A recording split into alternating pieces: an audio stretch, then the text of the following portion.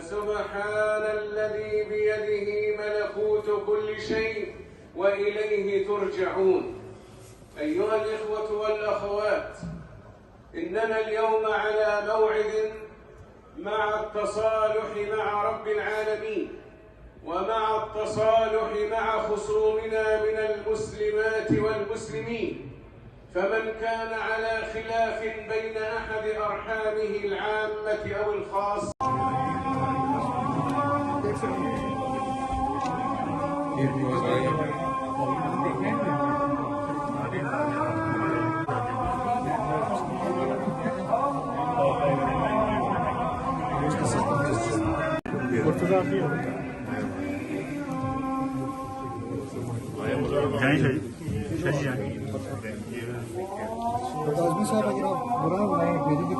सर जाए ये अगर से मैं ले दूँगा।